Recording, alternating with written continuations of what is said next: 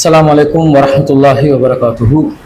إن الحمد لله نحمده ونستعينه ونستغفره ونعوذ بالله من شرور أنفسنا ومن سيئات أعمالنا من يهده الله فلا مضل له ومن يضلل فلا هادي له وأشهد أن لا إله إلا الله وحده لا شريك له وأشهد أن محمدا عبده ورسوله أما بعد. அகிலத்தை படைத்து பரிபாலிக்கக்கூடிய எல்லாம் வல்ல அல்லாஹ்வுக்கே புகழ் அனைத்தும். அல்லாஹ்வின் சத்திய தூதர் எம் உயிரிலும் மேலான கண்மணி நாயகம் ஸல்லல்லாஹு அலைஹி வஸல்லம் அவர்கள் மீதும் அன்னவர்களை பின்பற்றி வாழக்கூடிய அனைத்து முஸ்லிம்கள் மீதும் எல்லாம் வல்ல அல்லாஹ்வின் கருணையும் சாந்தியும் என்னென்னும் நிலவட்டுமாக. அன்பிற்குரிய அல்லாஹ்வின் நல்லடியார்களே, நாங்கள் தொடர்ச்சியாக இஸ்லாமிய குடும்பவியல் என்ற தலைப்பிலே குர்ஆன் ஹதீஸ் அடிப்படையிலே பல செய்திகளை பார்த்து வருகிறோம். சென்ற வாரம் ஒரு மனைவி கணவனுக்கு செய்ய வேண்டிய கடமைகள் சம்பந்தமாக நாம் பார்த்திருந்தோம். அதனுடைய தொடர்ச்சியாக இன்னும் சில செய்திகளை இன்றைய தினம் நாம் பார்க்கவிருக்கின்றோம். அல்லாஹ் ரப்புல் ஆலமீன் ஒவ்வொரு மனைவியையும் தன்னுடைய கணவனுடைய கட்டுப்பாட்டுக்கு கீழே வாழ வைத்திருக்கின்றார். அந்த கட்டுப்பாடுகளில் மனைவி எத்தகைய கடமைகளை கணவனுக்கு செய்ய வேண்டும் என்பதை அல்லாஹுவும் ரசூலும் அதிகமான அளவில் கூறியிருப்பதை நாம் அறிந்து வைத்திருக்கிறோம். அதிலே மிக முக்கியமான ஒரு விஷயம்தான், எந்த ஒரு மனைவியும் கணவனுடைய அனுமதி இல்லாமல் வெளியே எந்த காரணத்தை கொண்டும் பயணம் மேற்கொள்ளக்கூடாது. ஒரு பெண்ணுக்கு வெளியே செல்லக்கூடிய தேவைகள் ஏற்படலாம். ஏதாவது ஒரு பொருளை கொள்வனவு செய்வதாக இருந்தாலும் சரி, அல்லது மருத்துவ தேவைக்காக இருந்தாலும் சரி, அவர்களுடைய தனிப்பட்ட தேவைகளுக்காக தனக்கு தேவையான சில உடைகளை வாங்கிக் கொள்வதற்கோ, அல்லது தன்னை ஒரு பியூட்டி சலூன் போன்ற இடங்களுக்கு சென்று அலங்கரித்துக் கொள்ளக்கூடிய, தன்னுடைய உடல் அழகை மேன்மைப்படுத்தக்கூடிய விதத்தில் ஒரு சில காரியங்களை செய்வதற்கோ, அல்லது தன்னுடைய பெற்றோர்களை சந்திப்பதற்கோ, அல்லது ஏதாவது ஒரு காரணம் தனிப்பட்ட முறையில் அவங்களுக்கு இருக்கலாம். வீட்டை விட்டு வெளியே செல்ல வேண்டிய தேவைகள் பெண்களுக்கு ஏற்படலாம். அப்படி ஏற்படும் பொழுது கணவனுடைய அனுமதி இல்லாமல் எந்த காரணத்தை கொண்டும் ஒரு பெண் மனைவி வீட்டை விட்டு வெளியே செல்லக்கூடாது என்று இஸ்லாம் சொல்கிறது. இன்னும் சொல்ல போனால், பொதுவாகவே பெண்கள் வீடுகளிலே இருப்பதை தான் இஸ்லாம் ஆதரிக்கிறது. ஜாஹிலியா காலத்துல பெண்கள் அதிகமான நேரம் வீட்டுல இருக்காம வெளியே தான் இருப்பாங்க. அலங்காரங்களோடு தோரணைகளோடு தங்களுடைய அலங்காரத்தை வெளிப்படுத்துற நோக்கத்துல பிற ஆண்களுடைய கவனத்தை ஈர்ப்பதற்காக வேண்டி அதிகமான நேர காலங்கள் வெளியே இருப்பதை இஸ்லாமிய மார்க்கம் கண்டிக்கின்றது. இந்த மாதிரி ஜாஹிலியத்து காலத்து பெண்கள் இருந்தார்கள், அந்த மாதிரி நீங்க இருந்துடாதீங்க என்று அல்லாஹ் சொல்கிறார்.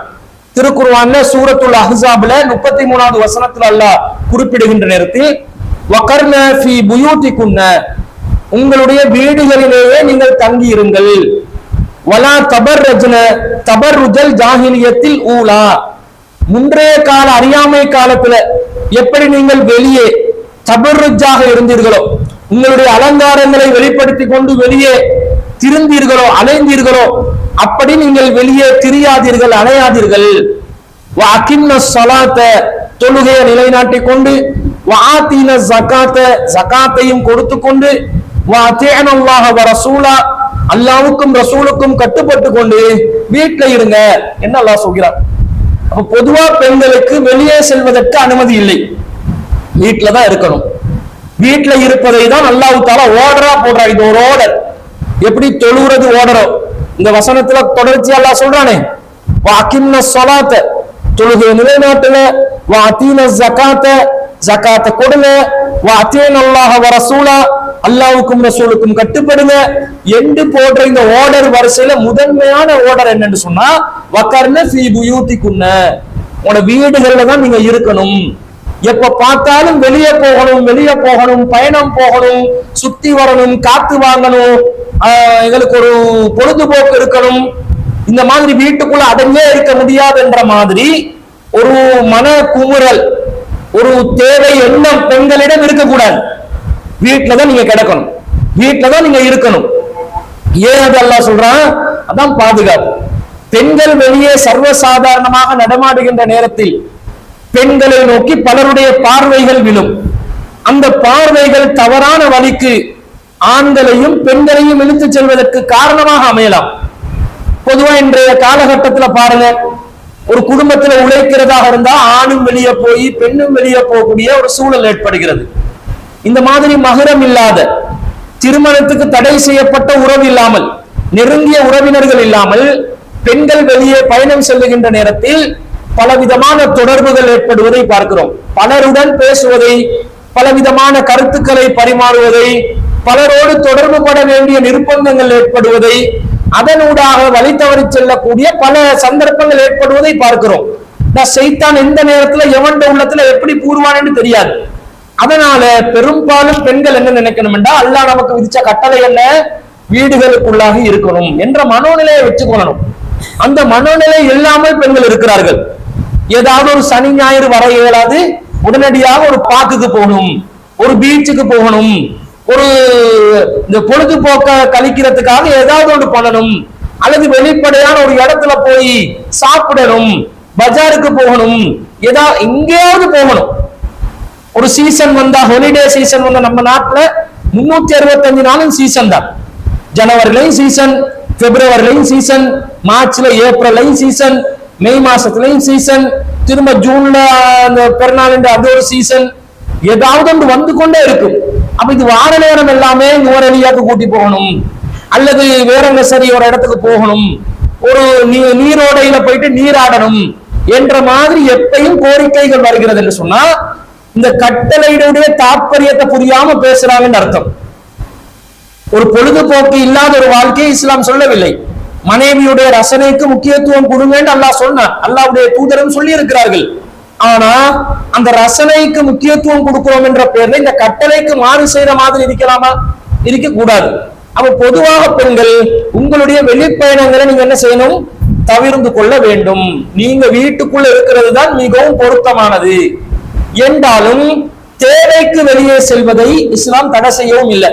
நபிகள் நாயகம் ஸல்லல்லாஹு அலைஹி வஸல்லம் அவங்க சொல்றாங்க, லா தம்னஉ நிசாஅகுமுல் மசாஜித இதஸ்தஅனக்கும் இலைஹா. பெண்கள் பள்ளிவாசல்களுக்கு செல்வதற்கு உங்களிடம் அனுமதி கேட்டால் நீங்கள் அந்த அனுமதியை மறுத்து விடாதீர்கள் என்று நபிகள் நாயகம் ஸல்லல்லாஹு அலைஹி வஸல்லம் அவங்க சொல்லக்கூடிய செய்தி சஹீஹ் முஸ்லிம்ல 752வது செய்தியாக பதிவு செய்யப்பட்டிருக்கிறது. பெண்கள் பள்ளிவாசலுக்கு செல்ல வேண்டிய அனுமதி கேட்டு அனுமதி மறுத்துறாதீங்க என்று அல்லாஹ்வின் தூதர் ஸல்லல்லாஹு அலைஹி வஸல்லம் சொல்றாங்க. ஒரு நாளைக்கு எத்தனை தடவை பள்ளிக்கு போலாம்? 5 தடவை, 5 வக்துக்கு, சுபஹு, லுஹரு, அஸ்ரு, மக்ரிப், இஷா என்று 5 வக்துகளுக்கு பெண்கள் பள்ளிக்கு போவதற்கு அனுமதி கேட்டாலும் ஆண்கள் என்ன செய்யக்கூடாது? அனுமதி மறுத்துவிடக் கூடாது என்று சொல்வதிலிருந்து என்ன விளங்குது? தொழுகை என்பது ஒரு பெண்ணுடைய, ஒரு மனைவியுடைய தனிப்பட்ட வாழ்க்கையில ஆன்மீக ரீதியாக இறைவனை நெருங்குவதற்குரிய ஒரு விஷயம். அது அவளுடைய முழுமையான சுதந்திரம், அது அவளுடைய உரிமை. அந்த உரிமையை பறிக்கக்கூடிய விதத்துல ஆண்கள் என்ன செஞ்சிடக்கூடாது? தடையை போற்றாதீங்க. அவள் இறைவனை நெருங்குவதற்காகத்தானே தொழுகிறாள், அதற்கு தானே அனுமதி கேட்கிறாள். தனியாக தொழுவதை விட 27 மடங்கு நன்மைகள் ஜமாத்தாக தொழுவும் போது கிடைக்கிறது என்று சொன்னால், அந்த ஜமாத்துக்கு கலந்து கொள்வதற்கு ஒரு பெண் மனைவி அனுமதி கேட்கின்ற நேரத்தில் நீங்க அதை மறுத்துறாதீங்க என்று நபி ஸல்லல்லாஹு அலைஹி வஸல்லம் அவங்க வழிகாட்டுறாங்க. அப்ப இதுல இருந்து பெண்கள் இபாதத் செய்வதற்காக, மார்க்கத்தை கற்றறிவதற்காக, மார்க்க சொற்பொழிவுகளை கேட்பதற்காக, மார்க்க விஷயங்களை தன்னை ஈடுபடுத்திக் கொள்வதற்காக வெளியே செல்வதற்கு அனுமதி கேட்டா அந்த அனுமதி என்ன செய்யணும்? கணவன்மார்கள் கண்டிப்பாக கொடுத்து விட வேண்டும். தொழுவதற்கு அனுமதி கேட்டா மறுத்துறாதீங்கன்றாங்க ரசூல் ஸல்லல்லாஹு அலைஹி வஸல்லம். ஆனா அனுமதி கேட்கவும் வேணும். தொலைதான் போறோம் என்று சொல்லி இஷ்டத்துக்கு போய் வந்து கொண்டு இருக்க இயலாது. கணவன் மனைவியை தேடுற இடத்துல வீட்டுல இல்லைன்னு சொன்னா மனைவி எங்க போனாள் என்றது கணவன் தெரிஞ்சிருக்கணும். தெரிஞ்சிருக்கக்கூடிய விதத்துலதான் வெளியே செல்வதற்கு அனுமதி கொடுக்கப்பட வேண்டும். அந்த வெளியே செல்வதற்குரிய அனுமதியும் கிடைக்கும். இது அல்லாம தான் தோன்றித்தனமா போகக்கூடாது என்ற ரசூல் ஸல்லல்லாஹு அலைஹி வஸல்லம் அவங்க உங்களிடம் அனுமதி கேட்டால் என்று சொல்கிறார்கள். அப்ப அனுமதி கேட்டு பள்ளிவாசலுக்கு செல்வதற்கு பெண்கள் வந்து போகலாம். அந்த அனுமதியை கணவனும் வழங்கலாம் என்று இஸ்லாம் சொல்லுது.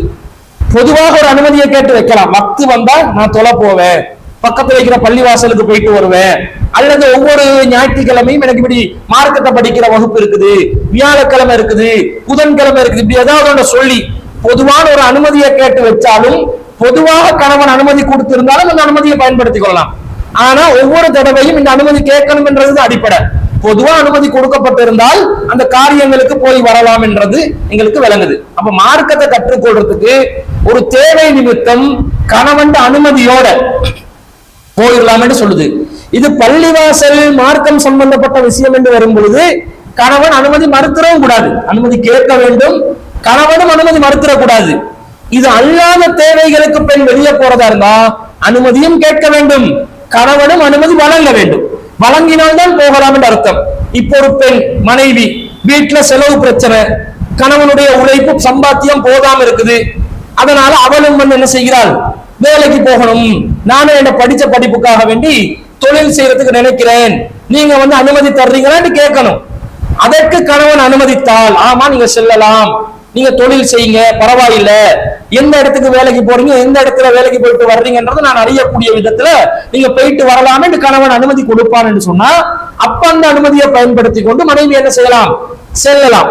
மார்க்கம் அல்லாத உலக காரியங்கள் என்று வரும் பொழுது மார்க்கத்துக்கே அனுமதி கேட்டுத்தான், அந்த அனுமதியை மறுக்க வேண்டாம் என்று கணவனுக்கு ஆர்டர் போட்டாலும் அனுமதியை கேட்டுத்தான் செய்யணும் என்று வருகின்ற நேரத்தில் மார்க்கம் அல்லாத காரியங்கள்ல கண்டிப்பா என்ன செய்யணும், அனுமதி கேட்டுட்டு தான் போகணும். இப்ப உறவினர்கள் உறவுக்காரர்களுடைய வீட்டுக்கு போகணும், பெண்கள் அனுமதி கேட்கணுமா இல்லையா என்ற ஒரு கேள்வி வருது. இதுக்கு என்ன மார்க்கம் சொல்லும், அனுமதி கேட்டுத்தான் ஆகணும்.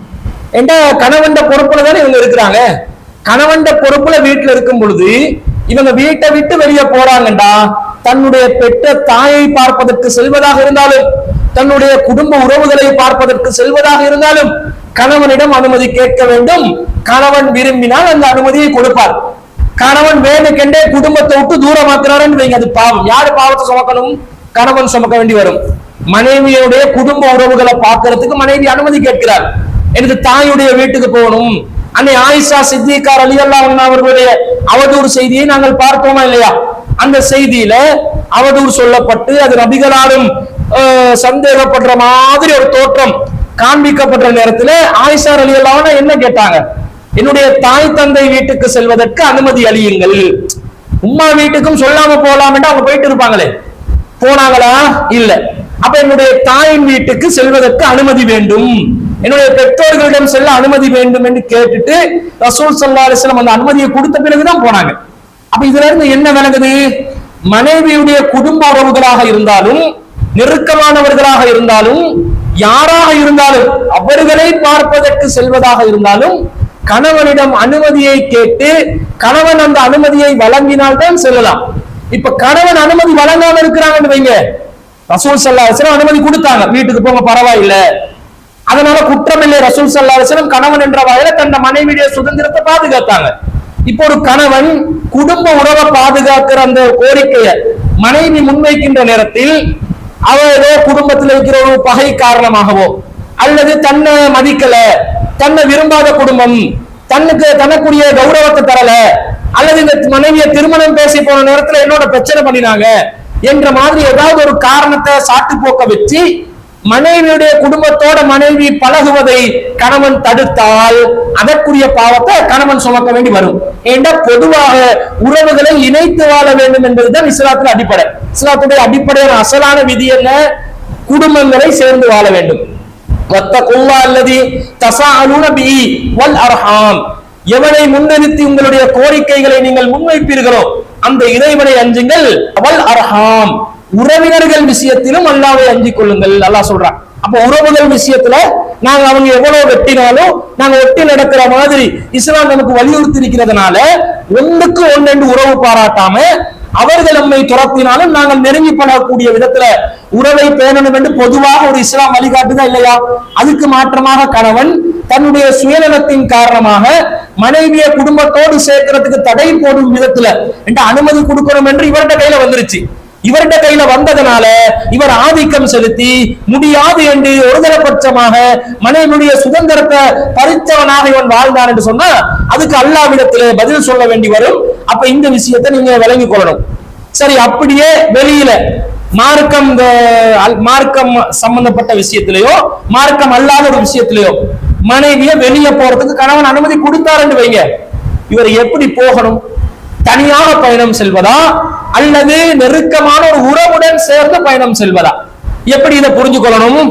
இதுக்கு நபி ஸல்லல்லாஹு அலைஹி வஸல்லம் சொல்றாங்க, சஹீஹுல் புகாரில 862வது செய்தியாக பதிவு செய்யப்படுகிறது, லா துசாஃபிருல் மர்அத்து இல்லா மஅ தி மஹ்ரமின். எந்த ஒரு பெண்ணாக இருந்தாலும் மனமுடிக்க தகாத ஆண் துணையுடன், மஹ்ரமான உறவுடன், அதாவது குடும்ப உறவு இல்லாமலே அன்றி பயணம் மேற்கொள்ள வேண்டாம். நீங்க வெளியே போறதா இருந்தா என்ன பண்ணணும்? பயணம் மேற்கொள்றதா இருந்தா நீங்க மஹ்ரமான ஒரு உறவை வைத்துக் கொண்டுதான் பயணம் மேற்கொள்ள வேண்டும். இப்ப இதை எப்படி புரிஞ்சு கொள்றது? ரசூல் ஸல்லல்லாஹு அலைஹி வஸல்லம் வெளியே போலாம், ஆனா தனியா போயிடாதீங்க. யாராவது திருமணம் முடிப்பதற்கு தடை உள்ள ஒரு உறவு, ஆண் உறவு.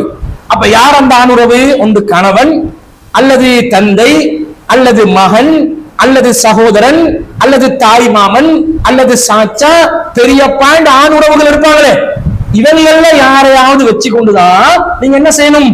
பயணம் மேற்கொள்ள வேண்டும். தனியாக போயிடாதீங்க அப்படின்னு வருது. இப்ப மனைவிக்கு வீட்டுக்கு பக்கத்துல இருக்கிற கடையில கொச்சிக்காய் தூள் வாங்கி வரணும். என்ன பண்றது? என்ன செய்யறது? வாப்பா வாங்க கொச்சிக்காய் தூள் வாங்க, வாப்பவே அனுப்பி எடுக்கலாமே. சாச்சா வாங்க கொச்சிக்காய் தூள் மசாலா தூள் வாங்கி வரணும், மகம் வாடா மசாலா தூள் வாங்கி வரணும். எல்லாத்துக்கும் மகரமான உறவை தேடி தேடி இருந்தா சமைச்சு முடிக்கணுமாகுமா? இவைகளை லேசில கிளப்பி எடுக்கணுமா? கடைக்கு போறதுக்கு வரவே மாட்டாங்க. சோம்பர பயல்கள் இந்த மாதிரி விஷயங்களுக்கு உதவி செய்யறது குறைவு. இப்படி இருக்கும் பொழுது எப்படி மகரமான உறவை தேடி தேடி போறது? இதுல ஒரு பிரச்சனை வருதா இல்லையா? வருது. மார்க்கம் மகரமான உறவை வச்சு கொண்டுதானே பயணம் போக சொல்லிச்சு. இதை எப்படி புரிஞ்சு கொள்ளலாம் என்று சொன்னா, சில அறிவிப்புகள்ல ஒரு நாள் பயண தூரமாக இருந்தா மகரம் இல்லாம போகாதீங்க அப்படி சொல்லும். சில அறிவிப்புகள் 2 நாள் பயண தூரமா இருந்தா மகரம் இல்லாம போயிடாதீங்க. சில அறிவிப்புகள் 3 நாள் பயண தூரமாக இருந்தா மகரம் இல்லாம போயிடாதீங்க என்ற மாதிரி சொல்லுது. அப்ப இது ஒரு நாளை குறிக்குதா, ஒரு சில மணித்தியாலங்களை குறிக்குதா? இந்த ஹதீஸ் படி பார்த்தா புகாரில 862வது செய்தியை பார்த்தா எந்த சந்தர்ப்பத்திலையும் என்ன செய்ய முடியாது? ஒரு அவர் கூட ஒரு 5 நிமிஷம் கூட வெளியே போறதா இருந்தா மஹ்ரமுடைய துணை இல்லாம போக முடியாது என்று விளங்குது. அதே நேரத்துல வேற வேற சில ஹதீஸ்கள் பார்க்கும்போது ஒரு நாள் பயண தூரம், ஒரு இரவு ஒரு பகல், 2 இரவு 2 பகல்கள், 3 இரவுகள் 3 பகல்கள் இப்படி வருது. அப்ப அதிகமான காலங்கள் அதிகமான நேரங்கள் உள்ள ஒரு பயணமாக இருந்தா மஹ்ரம் இல்லாம போகக்கூடாது என்ற மாதிரி வருது. ஆனா ஹதீஸ்கள்ல அறிவிப்புகளும் ஒன்றோடு முரண்படுது. ஒன்னொன்னு எடுக்கிறதா, 2 இரவு 3 இரவு, 2 இரவு 2 பகல் எடுக்கிறதா, 3 இரவு 3 பகல் எடுக்கிறதா, ஒரு கன்ஃபியூஷனான வருது. அப்ப இதை எப்படி முடிவு செய்யலாம் என்று வந்தா நபிகள் நாயகம் ஸல்லல்லாஹு அலைஹி வஸல்லம் சொல்றாங்க, அத்தீபி ரலியல்லாஹு அன்ஹு அவங்களுக்கு சொல்றாங்க, நீ உயிருடன் வாழ்ந்தால், இந்த செய்தியை நாங்க பார்த்திருக்கிறோம். இப்படி சொல்ற நேரத்துல ரசூலுல்லாஹ் என்ன சொன்னாங்க? அந்த நீ உயிருடன் இருந்தால் ஒரு பெண் தன்னந்தனியாக அல்லாஹ்வை தவிர வேறு யாருக்கும் அஞ்சாமல் அந்த வழிப்பறி குழுவோடு இருப்பாங்க, அவங்க எல்லாத்தையும் தாண்டி தன்னந்தனியாக ஹஜ் செய்வதற்காக வருவாள் என்று நபி ஸல்லல்லாஹு அலைஹி வஸல்லம் சொல்றாங்க. அப்ப அவ்வளவு தூரம், பல இரவுகள் பல பகல்களை கடந்து வரக்கூடிய தூரம் தான் ரசூலுல்லாஹ் சொல்றாங்க.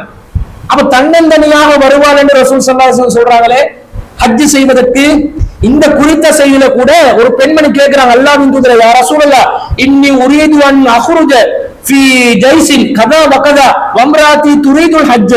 அல்லாஹ்வின் தூதரே, நான் இன்னென்ன ராணுவ பிரிவோட ஜிஹாத் செய்வதற்கு போக விரும்புகிறேன், ஆனா என்னுடைய மனைவியோ ஹஜ் செய்வதற்காக விரும்புகிறாள், நான் என்ன செய்யன்னு கேட்ட நேரத்துல ரசூலுல்லாஹ் சொல்றாங்க, உஹ்ருஜ் மாஹா, நீ அந்த பெண்ணோட ஹஜ்ஜுக்காக போ, மஹ்ரமான ஒரு துணையோட போ, ஹஜ்ஜுக்கு போ என்றாங்க. இந்த செய்தியில ஹஜ்ஜுக்கு மஹ்ரமோட போக சொல்றாங்க. ஆனா மத்த செய்தியில நாங்க பார்த்த அந்த அத்தீப் ரலியல்லாஹு அன்ஹுடைய செய்தியில ஹஜ்ஜுக்கு செல்வதாக இருந்தாலும் ஒரு பெண் என்ன செய்வாள்? அல்லாஹ்வை தவிர வேறு எவருக்கும் அஞ்சாமல் தன்னந்தனியாக பயணிப்பாள் என்று வருகிறது. அப்ப இந்த மாதிரி முரண்பட்ட மாதிரி செய்திகள் வருகின்ற நேரத்துல நாங்க அதெல்லாம் என்ன செய்யணும்? ஒருங்கிணைச்சு ஒரு கருத்து எடுக்கணும். அந்த 2 நாள் 3 நாள் என்றது நேரடியா முரண்படுது, அது அப்படியே ஒரு பக்கத்துல வச்சுட்டு செய்திகள் சரியான அறிவிப்புகள் முரண்படும் போது அதை நாங்க ஒதுக்கி வச்சிடணும். ஆனா அடிப்படையாக ஹஜ்ஜுக்கு மஹ்ரமோடு செல்வதா இல்லையா? மகரம் இல்லாமல் வெளியே பயணம் செல்வதா இல்லையா என்பதை எப்படி தீர்மானிக்கணும் என்று சொன்னா, பாதுகாப்பு இருந்தால். அந்த செய்தியில ரசூலுல்லாஹ் என்ன சொல்றாங்க? அல்லாஹ்வை தவிர வேறு எந்த தீய சக்திக்கும் அஞ்சாமல், வழிப்பறி குழுக்களுக்கும் பயப்படாமல் அந்த பெண் தன்னந்தனியாக பாதுகாப்பாக ஹஜ் செஞ்சுட்டு திரும்புவாள் என்றுதானே சொன்னாங்க ரசூலுல்லாஹ். எதை அடிப்படையா சொல்றாங்க? பாதுகாப்பு. பெண்ணுக்கு வெளியே போவானம் என்றது என்ன காரணத்துக்காக? பெண்ல கால் முடம் என்றதுனாலயா? யாராவது பெண்களை சுமந்து கொண்டு போகணும் என்றதுக்காகவா? பெண்கள் வெளியில போக கூடாது என்றதுக்காகவா? எதுக்காக? வெளியே சென்றால் ஃபித்னாக்கள் வந்துடலாம், பிரச்சனைகள் வந்துடலாம். இந்த பிரச்சனைகள் வராமல் இருப்பதற்காகத்தான், பாதுகாப்பாக பெண்களை ஆக்குவதற்காகத்தான், வெட்ட உறவு இல்லாம நீங்க வெளியே பயணம் போயிடாதீங்க, மகரம் இல்லாமல் போயிடாதீங்க என்று ரசூலுல்லாஹ் சொல்றாங்க. அதே பாதுகாப்பான சூழல் உருவாக்கப்படுமேயானால் அப்ப மகரம் தேவைப்படுமா? தேவைப்படாது. அப்ப ஒரு நிமிஷமாக இருந்தாலும் சரி, வெளியே செல்வது பாதுகாப்பு இல்லை என்று கருதினால் அனுப்பிடக்கூடாது. மகள் டியூஷன் கிளாஸ் போக விரும்புறார், வெளியில போகும்போது அவருடைய கிளாஸ்ல படிக்கிற பொடியம் மகள் சேர்ந்து தொந்தரவு பண்றதாக விலகுது, அனுப்பிடக்கூடாது. ஒன்று அந்த தொந்தரவு பண்றவங்கள கலைக்கணும், கலைச்சு விட்டுறணும், அதுக்கு வழி பண்ணணும். அது வழி பண்ண முடியாத சூழ்நிலை இருந்தா இவங்களை என்ன செஞ்சிடக்கூடாது? அனுப்பிடக்கூடாது. நீங்க கடைக்கே போறீங்க, பக்க வீட்டுக்கு 100 மீட்டருக்குள்ளதான் கடை இருக்குது. ஆனா கடைக்கு வெளியே போகிற நேரத்துல யாராவது ஒருத்தன் தொந்தரவு பண்ணுவான், அந்த பெண்ணுடைய கையை, நம்முடைய மனைவியுடைய கையை பிடிச்சி இழுத்துருவான், இடுப்பை கிழிட்டு ஓடிடுவான், நக்கல் பண்ணிடுவான், பிரச்சனை பண்ணிடுவான் என்ற மாதிரி விளங்கினா அனுப்பிடாதீங்க. ஆண் துணையோட அனுப்புங்க, அப்பதான் அவன் அடங்குவான், பாதுகாப்பா இருக்கும். இதே நேரத்துல தூரமான ஒரு இடத்துக்கே போயிட்டு வரலாம், 2 நாள் பயணமும் மேற்கொள்ளலாம், எந்த பிரச்சனையுமே இல்லாத சூழ்நிலை இருக்கும் என்று நீங்கள் கருதுவீர்கள் என்று சொன்னா, எப்படி அந்த பெண் ஹஜ்ஜுக்கு போயிட்டு வருவாங்களோ அதே மாதிரி பயணம் போயிட்டு வரலாம்.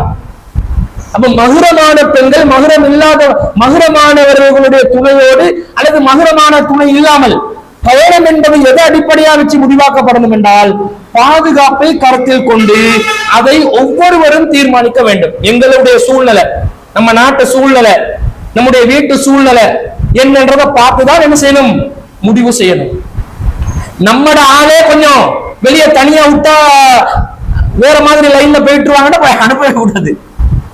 நம்மட ஆளை தனியா விட்டா இவங்க வீட்டுக்கா போயிட்டு வருவாங்க, இந்த உறவையா பார்த்து வருவாங்க, கொச்சிக்கா மசாலா தூளா எடுத்து வருவாங்க, போனை உள்ள அமைக்கி கொண்டு போய் எவனுக்காவது கால் பண்ணிட்டு வந்துருவாள் என்ற மாதிரி சில கேஸ்கள் இருக்கும், இருக்கலாம் தானே?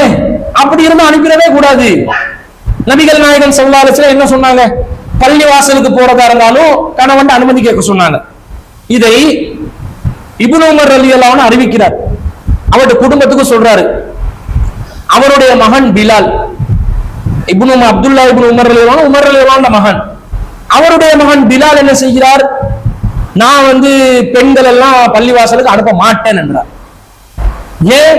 பள்ளி வாசலுக்கு அனுப்பினா பள்ளிக்கு போயிட்டு வர வேண்டியது தானே. இவங்க ஊரு சுத்துறாங்க, சாபாக்களை பத்தி தான் பேசப்படுது. இவங்க ஊரு சுத்துறாங்க, வெளியே போறாங்க, அவங்க தப்பான காரியத்துக்காக ஊரு சுத்தல, வெளியே போயிட்டு உறவுகளை பார்த்து கொஞ்சம் பேசி கழிச்சு அந்த பஜார் இருந்தா ஏதாவது போயிட்டு வந்திருப்பாங்க. இதை இவர் விரும்பல, பள்ளிக்கு தானே போறதுக்கு அனுமதி கேட்டாங்க, பள்ளிக்கு அனுமதியை கேட்டுட்டு எங்க எங்கெல்லாம் போறாங்க, இதை நான் அனுமதிக்க மாட்டேன் என்று சொல்றாங்க. அப்ப அப்துல்லா இப்னு உமர் ரலியல்லாஹு அன்ஹு என்ன சொன்னாங்க? நான் அல்லாஹ்வின் தூதர் ஸல்லல்லாஹு அலைஹி வஸல்லம் அவர்கள் அனுமதி கேட்டால் அனுமதி மறுக்க வேண்டாம் என்று கூறியுள்ளார்கள் என்று சொல்லிக் கொண்டிருந்தா, நீ ஒரு தனிப்பட்ட கருத்தை பேசிக் கொண்டிருக்கிறாய். பள்ளிக்கு போகாம அவங்க வேற எங்கேயாவது போனா வேற எங்கேயாவது போறதுதான் தடுக்கணுமே தவிர பள்ளிக்கே செல்வதை தடுக்கலாமா என்று சொல்லி அப்துல்லா இப்னு உமர் ரலியல்லாஹு அன்ஹு அவர்கள் தனது மகனுடன் கோபித்துக் கொண்டார் என்ற செய்தியை பார்க்கிறோம். அப்ப என்ன விளங்குது? வெளியில போனாலே வேற வேற வேலை பார்ப்பாங்களா இருந்தா அதுக்கு நமக்கு தடை விதிக்கலாம். ஆனாலும் பள்ளி வாசலுக்கு என்ன செய்ய முடியாது? எக்காரணத்தை கொண்டும் தடை விதிக்க முடியாது. இவங்க தடை விதிச்சதுனாலதான் நம்ம பெண்கள் என்ன செஞ்சாங்க? ஜியாரங்களுக்கு போக ஆரம்பிச்சாங்க. கொழும்புல இன்னும் பல பகுதிகளில் பெண்கள் பள்ளி வாசல்களுக்கு நோம்பு காலத்துல மட்டும்தான் வருவாங்க. நோம்பு காலத்துல மட்டும்தான் கணவனும் கூட்டிட்டு போவாரு, அல்லது மனைவியும் போறதுக்கு விரும்புவாங்க. மனைவியும் அனுமதி கேட்டோ கேட்காமலோ நோம்பு காலத்துல பள்ளின்னா நமக்கு ஒரு கனெக்ஷன் விதிக்கணும்னு எதிர்பார்ப்பாங்க. அது அல்லாத காலங்கள்ல இவங்க பள்ளிக்கு போறதும் இல்ல, இவங்களை அனுப்புறதும் இல்ல, அனுமதி கேட்கறதும் இல்ல, கேட்டா கொடுக்கறதும் இல்ல. அதனால என்ன செஞ்சாங்க? ஜியாரங்களை வழிபடுவதற்காக, தர்கா வழிபாட்டுக்காக செல்ல ஆரம்பித்தார்கள். அப்ப இதுகளையும் கவனத்துல கொண்டு அவங்களை மார்க்கப்பற்றோடு வளர்க்கிறதுக்காக, மார்க்கப்பற்றோடு அவங்களோட வாழ்றதுக்காக பள்ளிவாசலுக்கு போற இந்த காரியங்களுக்கு தடை விதிக்காம அவசியமற்ற பயணங்களை தவிர்த்து கொண்டு அதே நேரத்தில் அவங்களோட ரசனைக்கு முக்கியத்துவத்தை கொடுத்து பயணங்கள் சம்பந்தமாக கவனமா இருக்கணும் என்றது நாங்க பார்த்து கொள்ள வேண்டும். அடுத்ததாக, ஒரு பெண், ஒரு மனைவி வீட்டில் இருக்கிறாங்க, கடமை அல்லாத உபரியான நோன்புகளை நோட்பதாக வைத்துக் கொள்வோம். ரசூல் ஸல்லல்லாஹு அலைஹி வஸல்லம் என்ன சொல்றாங்க? லா யஹில்லு லில் மர்அதி அன் தஸூம வ ஸௌஜுஹா ஷாஹிதுன் இல்லா பிஇذنஹி.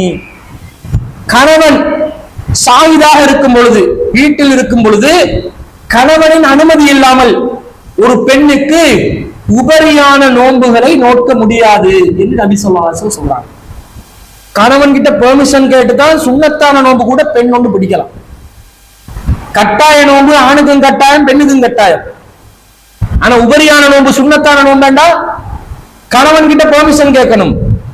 இந்த கணவன் உடல் ரீதியான தேவைகளோடு இருந்தால், மனைவி நோன்புடன் இருந்தால் கணவனுக்கு அது தடையாகிடக்கூடாது. எந்த டைம்லையும் அவருடைய உணர்வுகளை வெளிப்படுத்துறதுக்குரிய வடிகாலாக மனைவி இருக்க வேண்டும் என்ற அந்த நிலைப்பாட்டை இஸ்லாம் என்ன செய்து ஏற்படுத்தி வைக்குது. அதனால அல்லாஹ்வுக்காகவே நோன்பு பிடிக்கிறதா இருந்தாலும் கணவன் இருக்கும் நேரத்தில் அவருடைய அனுமதி இல்லாம நீங்க சுன்னத்தான நோன்புகளை கூட நீங்க பிடிச்சிடக்கூடாது.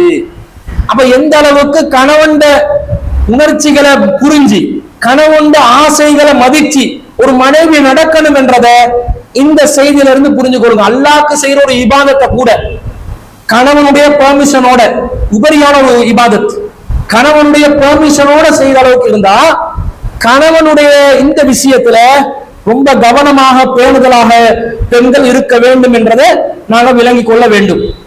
எந்த அளவுக்கு என்று சொன்னா, நபி ஸல்லல்லாஹு அலைஹி வஸல்லம் சொல்றாங்க, கணவன் படுக்கைக்கு அழைத்தால் நீங்கள் கண்டிப்பாக செல்ல வேண்டும் என்றாங்க ரசூல் ஸல்லல்லாஹு அலைஹி வஸல்லம். இதா தஅ ரஜுலு இம்ராத்தஹு இலா ஃபிராசிஹி, ஒரு மனிதர் தனது மனைவியை படுக்கைக்கு அழைக்கிறார். ஃபஅபத், அவள் அதை மறுத்து விடுகிறாள். ஃபபாத கல்பான அலைஹா லானத்ஹா அல் மலாயிகத்து அத்தா துஸ்பிஹ, அவள் எந்திருக்கின்ற வரைக்கும், சுபஹ் விடியும் வரைக்கும் மலக்குமார்கள் மனைவிக்கு சாபமிட்டுக் கொண்டிருப்பார்கள். கணவன் படுக்கைக்காக அழைத்தால், இல்லற சுகத்தை அனுபவிப்பதற்காக அழைத்தால் மனைவி என்ன செஞ்சிடக்கூடாது? இந்த டிமாண்ட் காட்டுறோம் என்ற பெயர்ல மறுத்திடக்கூடாது. இதெல்லாம் ஒரு விமர்சன பார்வையா கூட பிறர் பார்க்கலாம். என்ன கொத்த அடிமையா, மனைவி அழைத்தால் கட்டுப்படணும் என்று இப்படியெல்லாம் சொல்லலாமா? அவங்களுடைய விருப்பம் இருக்கணுமா இல்லையா? அப்படியெல்லாம் கேட்கலாம். இது மேலோட்டமாக பார்க்கும் பொழுது அது பெண்ணுக்கு கொடுக்கிற சுதந்திரம், ஆணுக்கு கொடுக்கிற சுதந்திரம், சமத்துவம் என்ற மாதிரி ஒரு தோற்றம் இருக்கும். ஆனா நடைமுறையில் என்ன நடக்கும் தெரியுமா? இவனுக்கு எப்ப தேவை ஏற்படுதோ அந்த நேரத்துல மனைவி அதுக்கு ஈடு கொடுக்கலனா இவன் என்ன செய்வான்? ஈடு கொடுக்கிற ஒருத்திய தேடிக் கொள்வான். அதான் நடக்கும். அவனுடைய உணர்ச்சிகளை எங்க வடிகட்ட இயலுமோ அந்த இடத்துல போய் வடிகட்டி கொள்வான். அந்த நிலையை நாங்க ஏற்படுத்தக்கூடாது. பெண்கள் இதுல கவனமாக இருக்கணும். என்ன நினைக்கிறாங்க? கணவன் அழைக்கின்றான், இவன் இடுப்பு வருத்தம் என்றுவான், முதுகு வருத்தம் என்றுவான், முட்டு வருத்தம் என்றுவான். அதுக்காக இவனும் புரிந்து கொள்ளணும். அவனுடைய நிலைமைகள் எல்லாம் கவனத்துல கொண்டுதான் என்ன செய்யணும்? அந்த தேவைக்காக வேண்டி அழைக்க வேண்டும். ஆனா கணவன் அழைத்தால் மறுத்திடக்கூடாது. மறுத்தா என்ன செய்வார்? அவர் சும்மா இருந்துருவார், ஓகே பரவாயில்ல. அடுத்ததான் என்ன செய்வாரு? அப்படியா, உனக்கு தேவை வரும்போதுதான் என்ன எனக்கு நீ இணைவியா? சரி, நமக்கு தேவை வர நேரத்துல நாங்க வேற ஒருத்தரை தேடிக்கொள்வோம். இந்த வெளியே போயிட்டு வர்றேன்னு போவான். எந்த மாப்பிள்ள ஊரு சுத்தி வருவாருன்னு யாருக்கு தெரியும்? நீங்க லொகேஷன் வச்சு பார்க்கவா போறீங்க? அப்படி பார்த்தாலும் கண்டுபிடிக்கணும். அவன் லொகேஷன் எங்கேயாவது ஒரு இடத்துல நிறுத்தி வச்சுட்டு போயிட்டுருவான். இல்லையா? டெக்னாலஜியில ஓட்டம் இருக்குதாங்க, ஓட்டம் இருக்குதா இல்லையா? காரியங்களை சாதித்துக் கொள்வார்கள். அதனால கணவனுடைய விஷயத்துல கவனமா இருக்கணும். ஏன் புருஷன் தான், எனக்கு மட்டும்தான், அதான கன்செப்ட். பொதுவான பெண்களுக்கு கணவனை இன்னொரு பெண்ணுக்கு பிரிச்சு கொடுக்கறதுக்கு பெண்கள் விரும்புறது இல்லை. என் புருஷன் என்னோட மட்டும்தான் வாழணும், அவ்வளவு பொதுநலம். ஆனா பெண்களுடைய எண்ணிக்கை ரொம்ப குறைவாக இருக்கிற காலம் இது. அதுவும் மூமினான பெண்கள் தன் துணைக்கு சாலியான ஆண்களை எதிர்பார்க்கின்ற ஒரு காலம். அந்த நேரத்துல சாலியானவர்கள் ரொம்ப குறைவான எண்ணிக்கையில் இருக்கும் பொழுது பகிர்ந்து கொள்வதற்கு பெண்கள் விரும்புறதும் இல்லை. அது இயல்பான பெண்களுடைய குணமும் தான். அன்னை ஆயிஷா சித்திகா ரலியல்லாஹு அன்ஹா போன்றவர்கள் கூட அல்லாஹ்வின் தூதர் விஷயத்துல ரொம்ப உரிமை கொண்டாடினாங்க. என்றாலும் நீங்க உங்களுக்கு மட்டும்தான் உங்களோட கணவன் இருக்கணும்னு நீங்க சொல்லுவீங்கடா, கணவனை அழகா பார்த்து வச்சுக்கொள்ளணுமா இல்லையா? அப்படி கேபினெட்ல போட்டு வைக்கிறதா கணவனை? இல்ல, கணவன் அந்த என்ஜின் எப்படி ஓடும் என்றதை விளங்கி கொள்ளணும். அந்த என்ஜினுக்கு ஏத்த மாதிரி தாக்கு பிடிக்கணும். இல்லையா கணவன் என்ன செஞ்சிருவாரு, ஃபார்மாலிட்டி வாழ்க்கை வாழ ஆரம்பிச்சிருவாரு. அது உங்களை விட்டு ஒரு விரிசலை ஏற்படுத்துறதுக்கு வாய்ப்பாக அமைந்துவிடும் என்பதை எல்லாம் கவனத்துல கொண்டு பெண்கள் மிகவும் கவனமாக இந்த விஷயத்துல இருக்கணும். இதை உங்களை அடிமைப்படுத்துறதா நினைச்சிடாதீங்க. இது உங்களுடைய கணவனை உங்களோட வைப்பதற்காக, உங்களோட மாத்திரம் வாழ வைப்பதற்காக, உங்களோடு அன்பாக இருப்பதற்காக இஸ்லாம் காட்டுற ஒரு வழிமுறை. இதை புரிஞ்சு நீங்க நடந்து கொள்ளுங்க. அப்ப மனைவிக்கு தேவை ஏற்படுது கணவன் மீது. பெண்களுக்கும் ஆசாபாசங்கள் இருக்கத்தான் செய்யும். ரசனைகள் வித்தியாசமா இருந்தாலும் தேவைகள் என்றது வரதான் செய்யும். இன்னும் சொல்ல போனால் ஆண்களை விட அதிகமான தேவையுள்ளவர்களாக பெண்கள் இருப்பார்கள் இந்த விஷயத்துல. ஆனா வெளிப்படுத்த மாட்டாங்க. வெட்க சுபாவங்கள் இருக்கலாம், கூச்சம் இருக்கலாம், கணவனிடம் இருந்தாலும் அதை வெளிப்படையா சொல்றதுக்கு அவங்க தயங்கலாம், இப்படி இருக்கும். ஆனா அவங்களுக்கு தேவையான சந்தர்ப்பத்துல சில கோட் வேர்டுகளை கொடுத்தாவது கணவன் என்ன செஞ்சிடணும், கூப்பிட்டு எடுக்கிறதுக்கு பார்க்கணும். அப்ப அந்த அந்த விஷயத்தை கணவனும் புரிஞ்சுக்கொள்ளணும். நம்மளை போலதானே அவங்களும் ஒரு மனித பிறவிதானே, அவங்களுக்கும் இயல்பான இந்த தேவை இருக்கத்தானே செய்து. இல்லறத்தை தீர்மானிக்கிற இயல்பான தன்மை கணவனுக்கு தான் இருக்குது. ஏன்னா என்னதான் ஒரு பெண் தன்னை அலங்கரிச்சு காட்டினாலும் கணவனுக்கு அந்த பெண் மீது நாட்டம் வரலண்டா அந்த நேரத்தில் என்ன செய்யாது, இல்லறம் உருவாக்கி கொள்வதற்கு கஷ்டமாக போய்விடும். அந்த இல்லற சுகத்தை அனுபவிக்க இயலாம போகும்.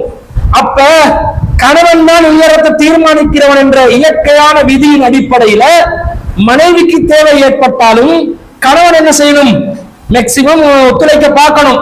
ஏண்டா அப்பதான் மனைவியும் சந்தோஷமாக கணவனோடு வாழக்கூடிய சூழல் ஏற்படலாம். இல்ல கணவன் அந்த நேரத்துல அதுக்கு தயாரான ஒரு சூழல் இல்லாம விளங்கிட்டு சொன்னா பெண்கள் பொதுவாக பொறுத்துக் கொள்வாங்க. பொதுவாக அவங்களுடைய ஆசாபாசங்களை கட்டுப்படுத்திக் கொள்வாங்க. அந்த இயல்புல கட்டுப்படுத்தி கொண்டு அதை ஒரு முறையாக சாதிக்கிறதுக்கு கணவன் மூலமா வேறு சில நாட்கள்ல அந்த காரியங்களை பூர்த்தி செய்வதற்கு மனைவி விளங்கி கொள்ள அதுக்கு சண்டை பிடிச்சிக்கன்னு சொன்னா அதுவும் பிரச்சனையா போயிடும். ஏண்டா அவன் ஃபிட்டா இருந்தாதான் எல்லா காரியமும் நடக்கும். அவன் ஃபிட் இல்லையா, அவனுக்கே யோசனையா, அவனுக்கே மனசு இல்லையா, காரியம் சாதிக்க முடியாமல் போய்விடும். அதனால் இந்த இயல்பையும் புரிந்து பெண்கள் நடந்து கொள்ள வேண்டும். இதெல்லாம் இஸ்லாமிய சமூகத்துக்கு ஒரு விரிவான முறையில சரியான முறையில சொல்லிக் கொடுக்கப்பட்டதில்லை. அதனாலதான் பல தவறுகள் தப்பும் நடக்குது. அதனாலதான் இந்த விஷயங்களை சொல்ல வேண்டிய ஒரு சூழ்நிலை ஏற்படுகிறது. அடுத்ததா பாருங்க, நபி ஸல்லல்லாஹு அலைஹி வஸல்லம் சொல்றாங்க, அந்த அபூதர் ரலியல்லாஹு அன்ஹு அவங்களுடைய சம்பவம் உங்களுக்கு தெரியும். ரசூல் ஸல்லல்லாஹு அலைஹி வஸல்லம் சல்மான் ஃபாரிஸ் ரலியல்லாஹு அன்ஹு அவங்கள அபூதர் ரலியல்லாஹு அன்ஹுக்கு அந்த அன்சாரி தோழர்களை இணைச்சி வச்சாங்களே, இணைச்சி வச்சு விடுறாங்க. சல்மான் ஃபாரிஸ் ரலியல்லாஹு அன்ஹு அபூதர் ரலியல்லாஹு அன்ஹு வீட்டுல தான் தங்குற நிலைமை. அப்ப இவங்க கொள்கை சகோதரர்கள் வந்துட்டாங்க.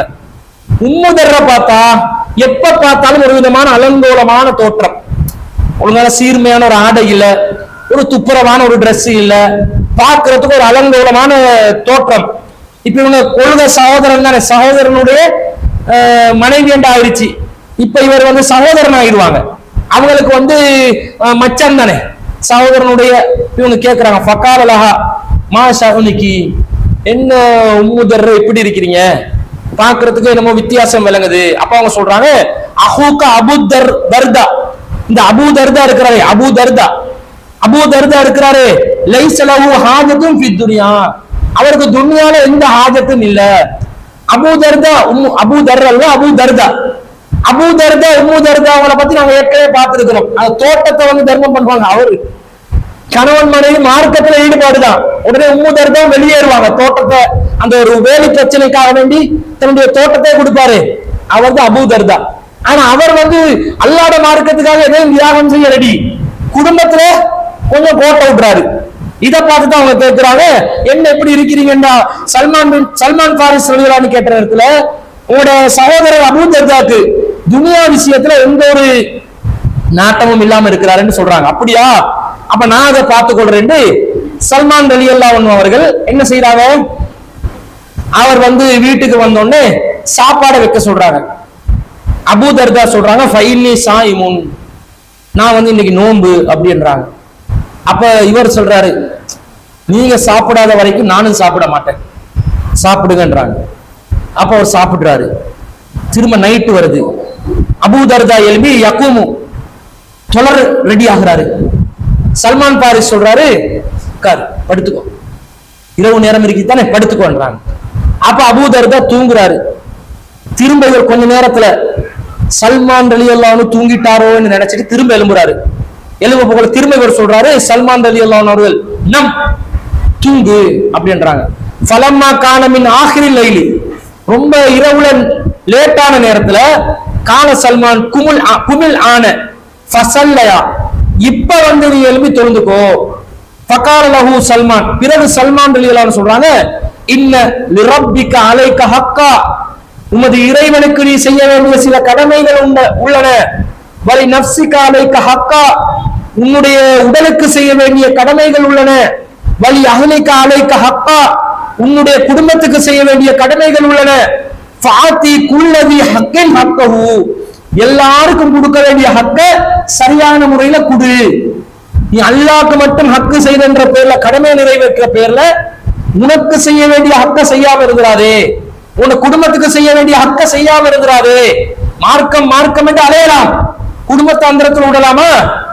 குடும்பத்தை நீ விட்டுறலாமா? கேட்டா அல்லாஹ் பார்த்துக் கொள்வான் குடும்பத்தை சொல்லலாமா? அப்ப குடும்பத்துக்கு செய்யற கடமையை ஒழுங்கா பண்ணு, உனக்கு செய்ய வேண்டிய கடமையை ஒழுங்கா பண்ணு என்று சல்மான் ரலியல்லாஹு அன்ஹு அபூ தர்தா ரலியல்லாஹு அன்ஹு அவங்களுக்கு சொல்ற செய்தியை நாங்க பார்க்கிறோம். அபூ தர்தா ரலியல்லாஹு அன்ஹுக்கு கோபம் ரசூலுல்லாஹ் கிட்ட போயிட்டு இந்த முறைப்பாடு செய்யறாங்க. முறைப்பாடு செஞ்சோடனே இவர் இப்படி என்னைய தூங்க விடல, என்னைய தொலை விடல, என்னைய நோம்பு பிடிக்க விடல, இப்படி இப்படி எல்லாம் கேட்ட அட்வைஸ் வேற பண்றாரு என்று சொன்ன நேரத்துல நபி ஸல்லல்லாஹு அலைஹி வஸல்லம் சொல்றாங்க, சதக சல்மான், சல்மான் சொன்னது உண்மைதான், சரியாதான் சொல்லி இருக்கிறாரு.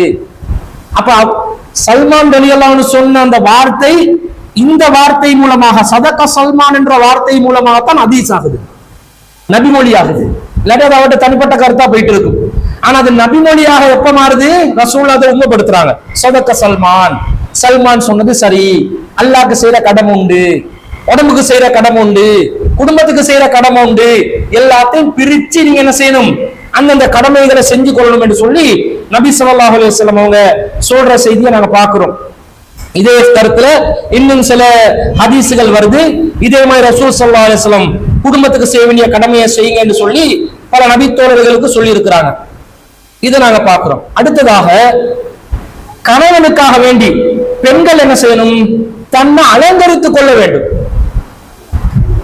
கல்யாணம் முடிச்சிட்டோம், கல்யாணம் முடிக்க காட்டிலும் எப்படி எல்லாம் தன்னை அழகுபடுத்திக் கொள்ளணுமோ அப்படியெல்லாம் அழகுபடுத்திக் கொள்வாங்க. ஏன்?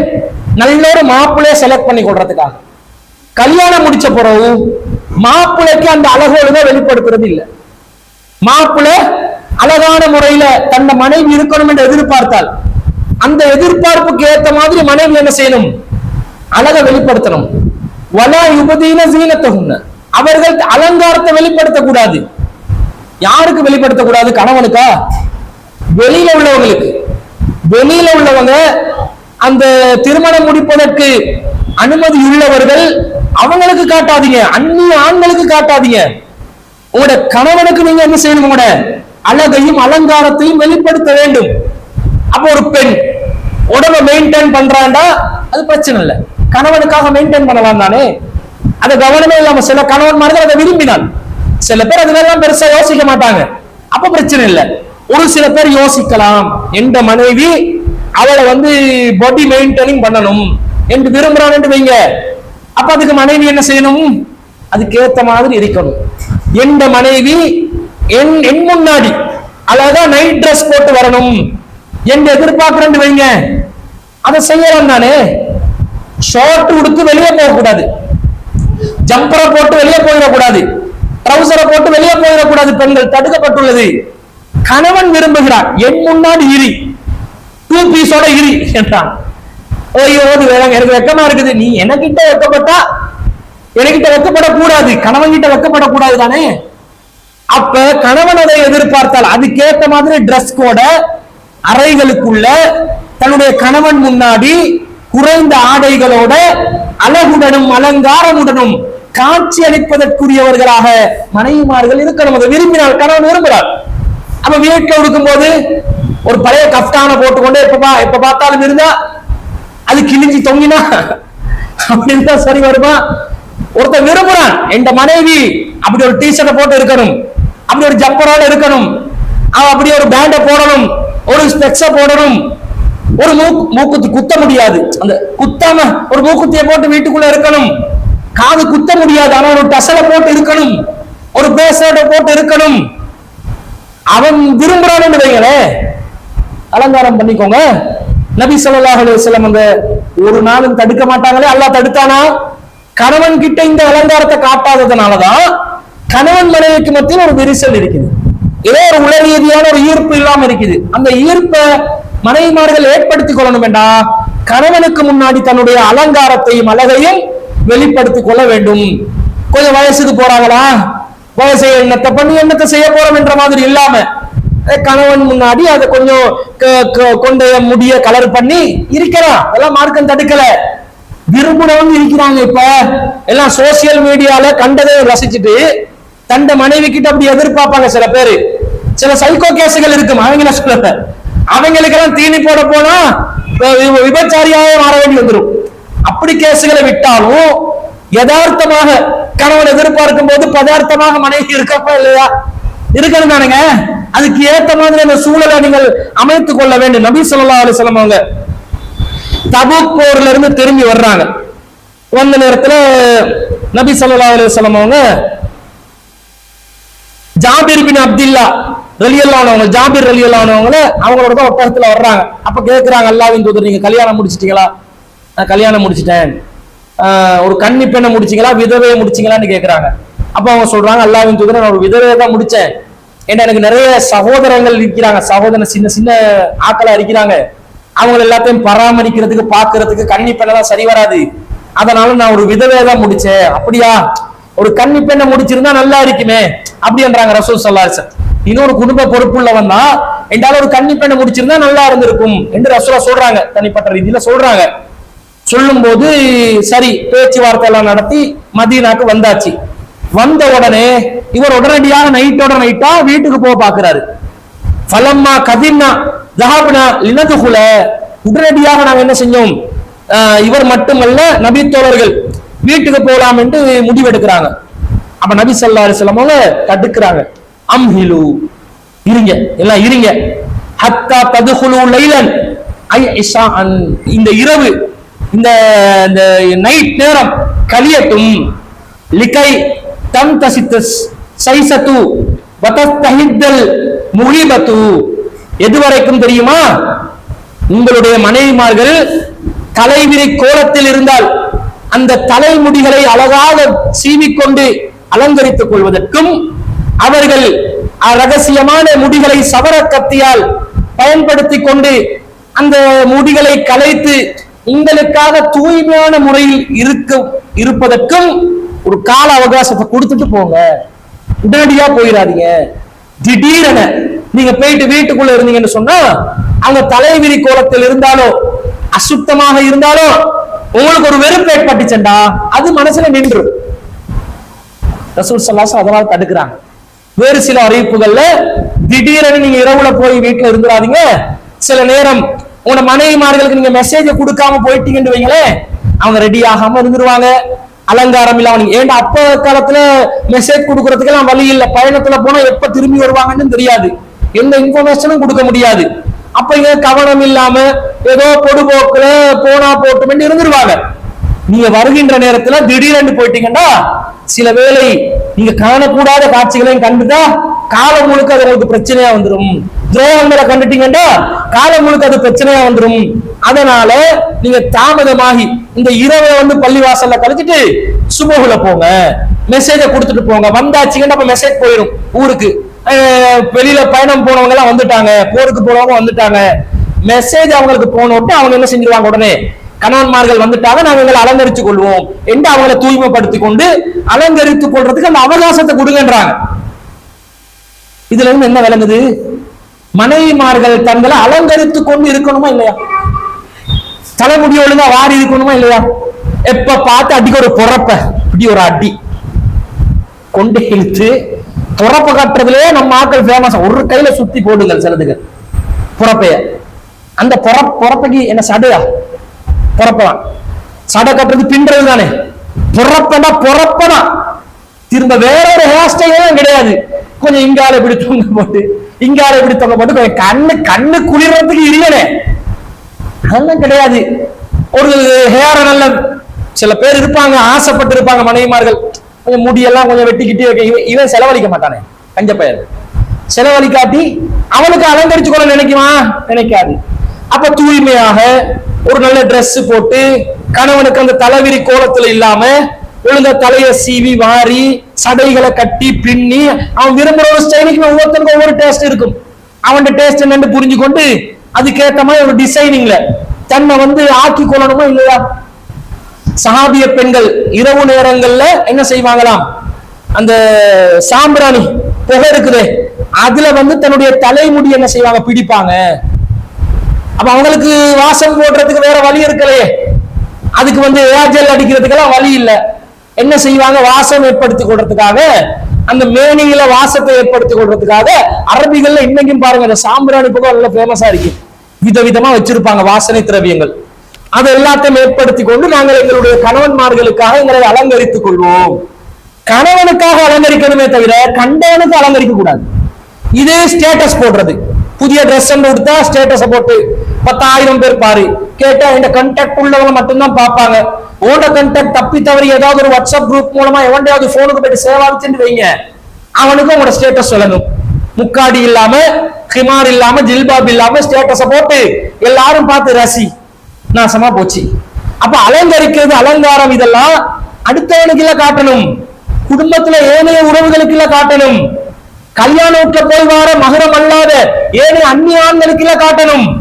யாருக்கு காட்டணும்? கணவனுக்கு காட்டணும். ஆனா இவங்க இது செய்யறதே இல்ல, செய்யாம இருக்கிறதுனாலதான் பிரச்சனை. உலகத்துக்கு பாக்குறதுக்கு ஜோடு நல்ல சந்தோஷமா இருக்கிறாங்க, உள்ளுக்குள்ள பூந்து பார்த்தா நாரி நராங்குது, கொஞ்சமும் ஒத்துமை இல்ல, விட்டு கொடுக்கிற தன்மை இல்ல, சின்ன சின்ன விஷயத்துக்கெல்லாம் சண்டை. காரணம் இதுதான் பேசிக் உளவியல் ரீதியான காரணம் இதுதான், நாட்டம் இல்ல. வேண்டா விரும்பா கொண்டாட்ட கைப்பட்டாலும் குத்தம் கால்பட்டாலும் குத்தம் என்று ஆகுது. அதுக்குரிய காரணம் இதுதான் என்பதை புரிஞ்சு பெண்கள் கவனமாக நடந்து கொள்ள வேண்டும். ரசூல் ஸல்லல்லாஹு அலைஹி வஸல்லம் அவங்க இதுதான் சொல்றாங்க. ரசூலா சொல்றாங்க, யா ஜாபிரே புத்திசாலித்தனமா நடந்துக்கோ, கவனமா இருந்துக்கோ, இந்த மாதிரி விஷயங்கள் அவசரப்பற்றாது என்று நபி ஸல்லல்லாஹு அலைஹி வஸல்லம் சொல்றதை நாங்க பார்க்கிறோம். அப்ப பெண்கள் தன்னை கணவனுக்காக வேண்டி அலங்கரித்துக் கொள்ள வேண்டும் என்றதை நாங்க பார்க்கிறோம். அடுத்ததாக நபி ஸல்லல்லாஹு அலைஹி வஸல்லம் சொல்றாங்க, மனைவி நல்ல மனைவியாக இருந்தா தன்னுடைய கணவனுடைய சொத்தை பாதுகாக்கணும். சொத்துக்கள் இருக்கிறே அதை வேஸ்ட் பண்ணக்கூடாது, வீணாக்க கூடாது, நாசமாக்கிட கூடாது. கணவனுடைய சொத்து என்று சொல்லி கணவன் யார்கிட்ட கையில கொடுப்பான், மனைவி கிட்ட தான் கொடுப்பான். பார்த்து வச்சுக்கோ, லொக்கர்ல போட்டுக்கோ. இது என்ன, அந்த சொத்தை எடுத்து இவன் அவரோட குடும்பத்தாக்களுக்கு எல்லாம் பங்கிட்டு கொடுத்தா, தம்பிக்கு கொடுத்த வியாபாரம் பண்ண, நானாக்கு கொடுத்த வியாபாரம் பண்ண, பாப்பா கடன் கேட்டு வந்தார் வாப்பாக்கு கொடுத்தா சரி வருமா? சரி வராது. கணவனுடைய சொத்துக்களை பாதுகாக்க கூடியவர்களாக பெண்கள் இருக்க வேண்டும் என்று நபி ஸல்லல்லாஹு அலைஹி வஸல்லம் சொல்றாங்க. எப்படி சொல்றாங்கன்னா, நிசாஉ குரைஷ் ஹைரு நிசாஇன், இந்த குறைசி பெண்கள் இருக்கிறாங்களே அவங்க தான் பெண்கள்ல சிறந்த பெண்கள். காரணம் சொல்றாங்க ரசூலா, ரகிபுனல் இபில, அவர்கள் ஒட்டகத்தின் மீது சவாரி செய்கின்ற பெண்கள்ல சிறந்த பெண்கள். அஹ்னா வலா திஃப்லின், குழந்தைகள் மீது கூடுதலான பரிவுடன் அன்புடன் நடந்து கொள்வார்கள். வ அரஆஹு அலா ஜௌஜின் ஃபீ தாத்தியதிஹி, ஆண்களுடைய கணவன்மார்களுடைய செல்வத்தை அதிகமாக பேணி பாதுகாக்க கூடியவர்கள் என்றாங்க. ஒட்டகத்துல பயணிக்கிற பெண்கள்ல குறைசி பெண்கள் சிறந்தவர்கள். 2 காரணம், ஒன்று குழந்தைகள் மீது அன்பாக இருப்பாங்க, மூஞ்சில பாஞ்சு எரிய மாட்டாங்க, அன்பா பாசமா குழந்தைகளை வளர்ப்பார்கள். கணவனுடைய சொத்தை பேணி பாதுகாப்பாங்க என்ற செய்தி சஹீஹுல் புகாரில 3434 வருது. அப்ப பெண்களுடைய ஒரு மனைவியுடைய கடமை என்ன? கணவனுடைய சொத்தை பாதுகாக்கணும். கணவன்மார்களுடைய குழந்தைகள், தந்த கணவனுடைய குழந்தைகள் விஷயத்துல கூடுதலான பரிவோடு அன்போடு பாசத்தோடு இருக்கணும். இந்த ரெண்டு மனைவிமார்கள் செய்யறாங்களா? கணவனோடு கோபம் காட்டணும் என்றா புள்ளையட்டம் திட்டுவாங்க, கணவனுக்கு கோபம் காட்டணும் என்றா புள்ளைய மண்டல குட்டுவாங்க அல்லது புள்ளைய திட்டுவாங்க, அல்லது கணவனுடைய சொத்தை வீணாக்குவாங்க, அதை அநியாயமா நாசமாக செலவழித்து விடுவார்கள். இந்த விஷயத்துல பெண்கள் மிகப்பெரிய ஒரு தப்பு செய்யறாங்க. இது ஹதீஸுக்கு மாற்றம், நபிகள் நாயகத்துடைய அந்த வழிமுறைக்கு மாற்றம். பொம்பளையில என்ன நினைக்கணும் என்றா, ஏன் கணவனுடைய சொத்து நான் பாதுகாத்து வச்சா எனக்கு தான் அவர் அதிலிருந்து செலவழிப்பார், எனக்கு தான் உடை வழங்குவார், எனக்கு தான் உணவு வழங்குவார், என்னுடைய குழந்தைகளுக்கு தான் அவர் உடையும் உணவும் வழங்குவார். அப்ப எனக்கு தானே இது பயனடையுது, என் குடும்பத்துக்கு தானே பயனடையுது என்றதை நினைக்கணும். அதே நேரத்துல என் கணவனுடைய சொத்தை நான் பாதுகாத்து வச்சால்தான் அவர் ஒரு நாள் இல்லாட்டி ஒரு நாள் மண்டையை போட்டாலும் வாரிசுரிமை சட்டத்துல எனக்கு வர வேண்டிய பங்கு ஒழுங்கா வரும், என் பிள்ளைகளுக்கு போய் சேர வேண்டியது ஒழுங்கா போகும். நீ சம்பாதிக்கிறத நீ பாதுகாத்து கொண்டு அலட்சியமான போங்கள பெண்கள் இருக்கக்கூடாது என்றது விளங்குது. அப்ப பெண்கள் கணவனுடைய சொத்துல இருந்து எடுக்க கூடாதா? எதையுமே எடுக்கலாம், கணவன் அனுமதியோட எவ்வளவு வேண்டாலும் எடுக்கலாம். அனுமதி இல்லாம எடுக்கிறதா இருந்தா கணவன் தேவையான அளவுக்கு செலவழிக்கலன்னு வைங்க, கஞ்சத்தனமா நடந்து கொள்றான்னு வைங்க, ஒழுங்கா சாப்பாட்டுக்கு செலவு பண்ணாம கணக்கு பாக்குறான்னு வைங்க, ஒழுங்கா ட்ரெஸ் வாங்கி தர்றான்னு வைங்க, மருந்துக்கு கூட்டி போறான்னு வைங்க, மருந்து எடுத்துறதுக்கு யோசிக்கிறான்னு வைங்க, பிள்ளைகளை சாப்பாட்டுக்கு ஒழுங்கா வழி பண்றான்னு வைங்க, அப்பவும் கஞ்ச பயல். இந்த கஞ்ச பயலாக இருக்கக்கூடிய கணவன்மார்களுடைய சொத்துக்களில் தனக்கும் தன்னுடைய பிள்ளைகளுக்கும் தேவையான சொத்துக்களை, காசு பணங்களை, செல்வங்களை கணவனுக்கு தெரியாமலே எடுக்கலாம் என்று நபி ஸல்லல்லாஹு அலைஹி வஸல்லம் சொல்றாங்க. உங்களுக்கு தெரியும், அபூ சுஃபியான் ரொம்ப கஞ்சத்தனமா இருந்தார். அப்ப கஞ்சத்தனமா இருந்த நேரத்துல அபூ சுஃபியானுடைய மனைவி இந்தா அவர்கள் இஸ்லாத்துக்கெல்லாம் வந்த பிறகு, இவங்க இஸ்லாத்துல பரம எதிரிகளா இருந்தாங்க. ஆரம்பத்துல கடுமையா நின்றாங்க. ஹம்ஸா ரலியல்லாஹு அன்ஹு கொலை செய்யணும் என்றெல்லாம் வஹ்ஷி எல்லாம் நியமிச்சது ஹிந்தா தான். ஆனா பிறகு அவங்க இஸ்லாத்துக்கு வர்றாங்க.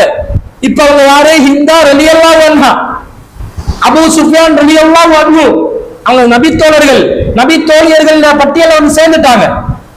ஆனா அபூ சுஃபியான் செலவழிக்கிறார் இல்ல, அவர் மக்காவில காபிர் தலைவர்கள்ல முக்கியமான ஒரு பிரமுகர். ஆனா செலவழிக்கிறார் இல்ல என்ற குற்றச்சாட்டு நபிகள் நாயகம் ஸல்லல்லாஹு அலைஹி வஸல்லம் வருது. ஏன் கணவன் ஒழுங்கா செலவழிக்கிறார் இல்ல, அவர் குறைஷி காபிர்கள தலைவரா இருந்தவர், மக்கால மிகப்பெரிய ஒரு பிரமுகரா இருந்தவர், எவ்வளவு செல்வம் இருந்திருக்கும், செலவழிக்கிறார் இல்ல, நான் என்ன பண்ணேன்னு கேட்கிறாங்க. அப்ப நபி ஸல்லல்லாஹு அலைஹி வஸல்லம் உங்களோட தேவையான அளவுக்கு, உங்களுக்கு தேவையானது, உங்க குடும்பத்துக்கு தேவையானது அவருக்கு பெர்மிஷன் இல்லாம கூட நீங்க எடுக்கலாம். அப்ப கணவன் பக்கத்துல இருந்து 1000 ரூபாய் தாள், மஞ்சத்தால பச்சைத்தால உருவுறதா இருந்தா எப்ப உருவலாம்? அவன் ஒழுங்கா தராத பட்சத்துல அதை இவன் வந்து பஞ்சாயத்தாக்கி காதி நீதிமன்றங்கள்ல புகார் எல்லாம் செய்ய முடியாது. புகார் செஞ்சா எனக்கு உடைக்கும் உணவுக்கும் இவன் தான் பொறுப்பு, ஆனா இவன் ஒழுங்கா செலவழிக்கிறான் இல்ல என்று காரண காரியத்தோட நிரூபிச்சாலே கணவனுக்கு தான் ஆர்டர் போடணும், ஒழுங்கா செலவழிடா கஞ்ச பயல என்று அவனுக்கு தான் ஆர்டர் விழும். அதனால கணவன் சொத்துல இருந்து அனுமதி இல்லாம எடுக்கிறதா இருந்தா அதுக்கு எப்ப சூழல் ஏற்படுது? கணவன் ஒழுங்கா செலவழிக்காத நேரத்துல அனுமதி இல்லாம எடுக்கலாமே தவிர, மற்றபடி நீங்க என்ன செய்யணும்? கணவன் சொத்துக்களை பேணி பாதுகாக்கக்கூடிய பெண்களாக பெண்கள் இருக்க வேண்டும் என்ற செய்தியை நாங்கள் பார்க்கிறோம். இந்த விஷயங்கள்ல கூடுதலான கவனத்தோட நாங்க இருக்கணும். மிக முக்கியமான ஒரு விஷயம் என்ன தெரியுமா? உங்களோட கணவனோட நீங்க குடும்பம் நடத்துவீங்க, கணவன் நல்லது கெட்டது உங்களுக்கு தெரிய வரும். மாப்பிள்ளை வெள்ளையும் சொல்லையுமா இருந்தாலும் மாப்பிள்ளையோட அழுக்கு ஓட்ட ஒடிசலாம் யாருக்கு தெரியும்? மனைவிக்கு தானே தெரியும். மாப்பிள்ளை எப்படிப்பட்டவர்? ஊர் உலகத்துக்கு பெரிய ஆளா இருப்பாரு, மரியாதைக்குரியவரா இருப்பாரு, பெரிய மார்க்கப்பட்டுள்ளவரா இருப்பாரு, மிகப்பெரிய அறிஞரா இருப்பாரு, மிகப்பெரிய ஒரு தலைவரா இருப்பாரு, ஜமாத்து தலைவரா இருப்பாரு, அமைப்பு தலைவரா இருப்பாரு, அல்லது முக்கிய பொறுப்புல இருப்பாரு, அல்லது சமூக ஆர்வலரா இருப்பாரு, சமூகத்துக்கு தொண்டு பணி செய்யறதுல அவர் தான் முதன்மையானவரா இருப்பாரு, மிகப்பெரிய ஒரு ஆசிரியரா இருப்பாரு. ஆனா அவருடைய குறைகள், அவருடைய அனைத்து விஷயங்களும் யாருக்கு தெரியும்? பொண்டாட்டிக்கு தான் தெரியும். ஒருத்தன் நல்லவனா கெட்டவனா இருந்தாலும் பொண்டாட்டி கிட்ட ரெக்கமெண்டேஷன் ரசூலுல்லாஹ் ஏன் எடுக்க சொன்னாங்க? மனைவி கிட்ட தன்னுடைய கணவனுடைய சுபாவம், கணவனுடைய தன்மை, வீக் பாயிண்ட்ஸ் எல்லாம் தெரியும். குறிப்பாக இல்லற வாழ்க்கையில் ஒரு ஆண் மகனாக சிங்கம்மை காட்டுவான், குடும்ப வாழ்க்கையில் அசிங்கப்பட்டு நிற்பான். இருக்கலாம், அதெல்லாம் மருத்துவ ரீதியான சில குறைபாடுகள். சரியான கவுன்சிலிங் எடுத்தா, சரியான முறையில அட்வைஸ் எடுத்தா அவர் சிங்கமாக்கி எடுத்துக்கணும். அதெல்லாம் பெரிய மேட்டர் கிடையாது. ஒழுங்கான ட்ரீட்மெண்ட் எல்லாம் எல்லாத்துக்கும் இருக்குது, அதெல்லாம் பயப்பட வேண்டியது இல்லை. நிறைய கணவன்மார்கள் இருப்பாங்க, கட்டில உட்கார்ந்து தலையை சொரிஞ்சு கொண்டு இருப்பான். இந்த மாதிரி சொரிஞ்சு கொண்டு இருக்க வேண்டிய அவசியம் இல்லை. அது மனுஷன் உடம்புல வர வீக்னஸ்ல வரக்கூடிய, மனசுல ஏற்படக்கூடிய ஸ்ட்ரெஸ்களால பல வீக்னஸ்கள் வரும், செக்சுவல் டிசேபிலிட்டிஸ் வரும். அதையெல்லாம் சரி செய்வதற்கு பல வழிமுறைகள் உள்ளன. அந்த வழிமுறைகளால் அதை சரி செஞ்சு திருப்தியா ஒரு இல்லற வாழ்க்கையை கொண்டு போகலாம். அப்ப அதை சரி செய்யறதுக்கு தெரியாமலோ அல்லது தடுமாற்றத்திலேயோ ஒரு கணவன் இருக்கலாம், அல்லது ஒரு கணவன் இருப்பான் மனைவியை இல்லற வாழ்க்கை விஷயத்துல ரொம்ப நோவினை செய்யக்கூடியவனா இருப்பான், செட்யூஸ் பண்றக்கூடியவனா இருப்பான். பொண்டாட்டியா இருந்தாலும் பலவந்தமாக பொண்டாட்டிய நோவினை செஞ்சு ஒரு விதமான சைக்கோத்தனமாக இல்லறத்துல ஈடுபடக்கூடியவன் இருப்பான். அதுகள்ல ஒவ்வொன்று ஏத்த இறக்கம் வந்து யாருக்கு தெரியும்? பொண்டாட்டிக்கு தான் தெரியும். சில பேர் கொஞ்சம் குறைவான நாட்டம் உள்ளவர்களா இருப்பாங்க, சில பேர் அதிக நாட்டம் உள்ளவங்களா இருப்பாங்க, சில பேருக்கு நாட்டம் இருந்தாலும் இயலாமைகள் இருக்கும். இந்த மாதிரி உள்ள விஷயங்கள் எல்லாம் யாருக்கு இப்ப ஸ்கேனிங்ல தெரிய வரும்? பொண்டாட்டிக்கு தான் தெரிய வரும். பொண்டாட்டி மகளோட கவனமா இருக்கணும் என்று வேண்டியதா இல்லையா? அவருக்கு தெரிய வரும். ரசூல் ஸல்லல்லாஹு அலைஹி வஸல்லம் என்ன சொல்றாங்க தெரியுமா? கணவனுடைய நல்ல விஷயத்தையோ குறையோ வெளியில யாருக்கிட்டையும் ஒரு மனைவி சொல்லிராதீங்கன்னு ரசூல் ஸல்லல்லாஹு அலைஹி வஸல்லம் தடை விதிக்கிறாங்க. ரசூலுல்லாஹ் சொல்றாங்க, லா துபாசிருல் மர்அத்துல் மர்அத ஃபதன்அதஹா லிஸௌஜிஹா கஅன்னஹு யன்துரு இலைஹா. ஒரு பெண் இன்னொரு பெண்ணை கட்டி தழுவ வேண்டாம், பின்னர் அவளை பற்றி இவள் தன் கணவனிடம் அவளை அவன் நேரில் பார்ப்பதை போன்று வர்ணனை செய்ய வேண்டாம். ஃபர்ஸ்ட்டுக்கு ரசூலுல்லாஹ் சொல்றாங்க, ஒரு பொம்பளை இன்னொரு பொம்பளைய முஆனகா செய்யாதீங்க. ஆண்களுக்கும் தடை இருக்குது, பெண்களுக்கும் தடை இருக்குது. அந்த காலத்துல தான் யோசிச்சு இருப்பாங்க, ஏன் பெண்கள் பெண்களையும் தழுவ கூடாதுன்றாங்க. இந்த காலத்துல விளங்குதா? இந்த லெஸ்பியன் என்று நிறைய கேசுகள் வருது, பாடசாலை மட்டங்கள் எல்லாம் கேள்விப்படுறோம். பெண்கள் பெண்கள் மீது நாட்டம் கொண்டவர்களாக மாறிக்கொண்டு வருகிறார்கள். அப்ப இந்த மாங்கால ஹோமோசெக்சுவல் என்று சொல்லி அதோட ஹோமோன் மாற்றம் நடந்து கொண்டு இருக்குது. அத ரசூல ஒரே போர்வைக்குள்ள ஆணும் ஆணும் படுக்காதீங்கன்றாங்க. பெண்கள் பெண்கள் என்ன செஞ்சிடாதீங்க, கட்டி தழுவாதீங்கன்றாங்க. சில பெண்கள் இருப்பாங்க, பாக்குறதுக்கு கொஞ்சம் வயசுமா இருக்கும், 40 50 இருக்கும். குமர புள்ளையில வந்து கூப்பிட்டு கட்டி பிடிப்பாள்வல். யோசனையோட இருக்கணும் புள்ளை. இந்த கிளடிய நம்மளை கட்டி பிடிக்குது. பெண்கள் அதை யோசிக்க மாட்டாங்க தானே. அங்கங்க உறுப்புகளை தடவை வந்தாங்கன்னா விலகி கொள்ள வேண்டியதுதான். இவட போங்க சரியில்லை, நீங்க என்ன அதுக்கு அணை கட்டி வச்சுக்கொள்ளணும்டா, உங்களை கட்டி தழுவுறதுக்கு யாருக்கும் விட்டுறாதீங்க. உங்களை கட்டி தழுவி கொள்ளணும், மாப்பிள்ளைக்கு நல்லா கட்டி பிடிச்சுக்கோடையாது, வேற யாருக்கும் கட்டி தழுவுறதுக்கு விட்டுறாதீங்க. ஆண்களும் தான் சில பேர் வந்து ரொம்ப ஓவரா ஆண்கள் உரசி கொண்டு இருந்தாலும் அது ஆரம்பத்துல சாதாரணமாக இருந்தாலும் காலப்போக்கில் அது ஒரு நோயா மாறலாம் தானே. அந்த நோயை மாற விடாம பாதுகாக்கிறதுக்கு இந்த முஆனகாக்களை தவிர்த்து கொள்ள வேண்டும், கட்டி தழுவுவதை தவிர்த்து கொள்ள வேண்டும். ரசூலுல்லாஹ் பெண்களை கட்டி தழுவ வேண்டாம் என்றாங்க. பிறகு சொல்றாங்க, ஃபதன் அத்தஹா லிஸௌஜிஹா கஅன்னஹு யன்துரு இலைஹா. ஒரு பெண்ணை பார்த்து, இந்த இவங்களுடைய முன்னாடி ஒரு பெண் சாதாரணமா அவங்களுடைய டிரெஸ்ஸுகள் கூட குறைவான அளவுல இருப்பாங்க தானே, அவளுடைய அழகை, மேனியின் அழகை, மார்பகத்தின் அழகை, முகத்தின் அழகை, உடம்பின் அழகை, குரலின் அழகை, அவளுடைய தோளின் அழகை, வெண்மையின் அந்த அழகை கணவன் பார்க்கிற மாதிரி வர்ணிச்சு சொல்லிடாதே என்றாங்க. சொல்லுவாங்க, ஏய் என் ஃப்ரெண்ட் ஒன்று இருக்கிறாவா, மாற பசுந்துவாவ, அவளை சுண்டினாலும் அப்படி ரத்தம் கொஞ்ச நேரத்துக்கு அப்படி நின்றுட்டு போகும் உடம்புல, அப்படி டிஷ்யூ மாதிரி உடம்பு, இட்டிப்பந்தம் மாதிரி அவட மூஞ்சி, அப்படி அவரோட ஸ்கின்ல எந்த பிரச்சனையும் இல்ல. இவங்க 2-3 பரு வந்து மருந்து எடுத்துக்கொண்டு இருந்தாருன்னு வைங்களே, அவ வந்து மத்த ஃப்ரெண்டை பத்தி சொல்லுவா, அவட மூஞ்சி அப்படி அப்பல் கட்டி மாதிரி இருக்கும், சீஸ் மாதிரி இருக்கும், ஒரு கீறி விழுந்து இருக்காது. இவருக்கு பேரு ஊரெல்லாம் சொல்லும் போது இவருக்கு அப்படியே கனவுல வந்துடும் கற்பனை.